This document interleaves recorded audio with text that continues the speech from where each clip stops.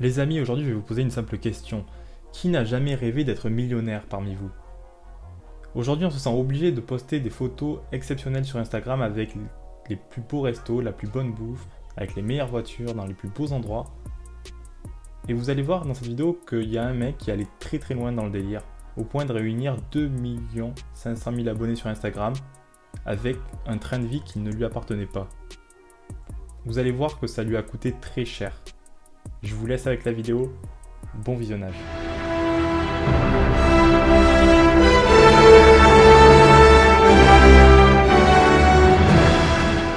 Aujourd'hui, nous parlons de Ramon Abbas. Plus connu sous le pseudonyme de Hushpuppi sur Instagram, ce jeune homme a littéralement menti au monde entier et ça l'a mené tout droit en prison. Ça, c'est Ramon Abbas. Et ça, c'est le genre de voiture qu'il exposait sur Instagram. Il y a aussi cette Rolls-Royce d'une valeur minimum de 340 000 $. Ramon n'est pas du tout dans la discrétion et dévoile de nombreux biens comme ce magnifique jet privé avec des valises Louis Vuitton et Gucci, une montre Richard Mille tout en étant au volant d'une Bugatti. Il a posté des vidéos de lui parcourant la planète entière au volant des plus belles voitures, devant la Tour Eiffel ou en posant devant une Rolls-Royce à Dubaï, le paradis des millionnaires.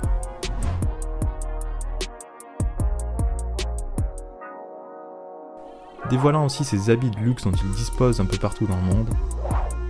Sur cette photo, il dévoile une simple partie de sa collection de chaussures.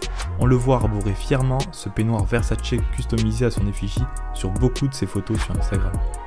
Et bien sûr, il y a les montres, avec celle-ci, celle-là, et tiens, cette Richard Mille valant près de 150 000 $.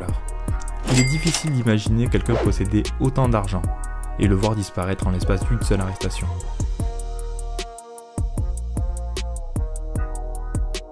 Parce qu'après tout, Ramon n'était pas vraiment millionnaire.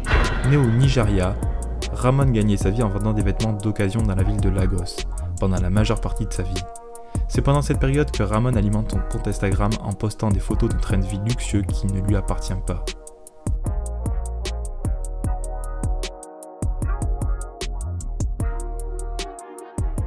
Beaucoup de gens sur Instagram font appel à des compagnies russes qui vous proposent des sessions shooting photo de 2 heures permettant de poser devant un jet privé pour la modique somme de 224 $. Alors qu'un vol en jet privé vous coûterait au minimum 5 000 $. Ces shootings semblent alors très intéressants. Comme vous vous en doutez, Ramon a gagné de nombreux followers avec ses photos, son compte Instagram a explosé comme prévu, il se décrit alors comme un magnat de l'immobilier, un investisseur, et partage des citations sur l'importance d'avoir faim et de travailler dur pour atteindre le succès. Ouais, c'est ça, ouais. Ses followers lui mangent alors dans la main et parmi ses 2,5 millions d'abonnés, beaucoup lui demandent des conseils en investissement qui représentent autant de futures victimes. Cela vous rappellera peut-être un certain Swagman. Ramon parvient à créer des sites de fausses sociétés et de fausses banques pour voler les coordonnées bancaires de ses victimes, technique que l'on appelle le scamming. Mais récemment, la police de Dubaï effectue une perquisition matinale dans son appartement dans la marina. Il est alors arrêté ainsi que ses 11 complices. Le motif de l'arrestation? Blanchiment d'argent, arnaque et cyberfraude. Pendant la perquisition, les policiers vont trouver près de 37 millions de $ en cash, pour la plupart dans des coffres-forts.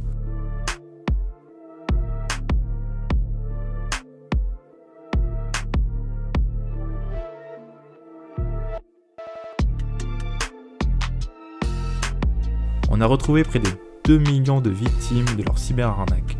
La plupart de celles-ci sont américaines, mais des milliers se trouvent au Nigeria et en Europe.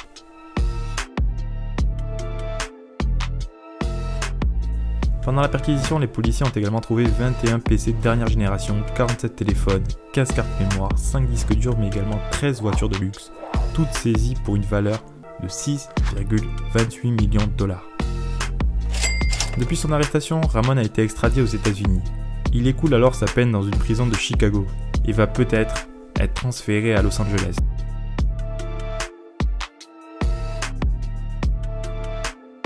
Difficile de comprendre comment quelqu'un qui postait ce genre de photos est désormais assis dans une cellule miteuse. De plus qu'il séjournait dans un hôtel 5 étoiles de Dubaï au moment où il a été arrêté, dans des suites extrêmement luxueuses. On imagine que son hôtel, orné par des tableaux Versace et le room service opérationnel H24 vont lui manquer. Comme quoi les amis, on paye toujours ses dettes à la société. Si vous voulez y arriver, Travaillez dur mais restez toujours honnête. Abonnez-vous à la chaîne du Brahms. Abonne-toi. Allez, clique. Et tu sais quoi? Lâche un like. Allez. Merci.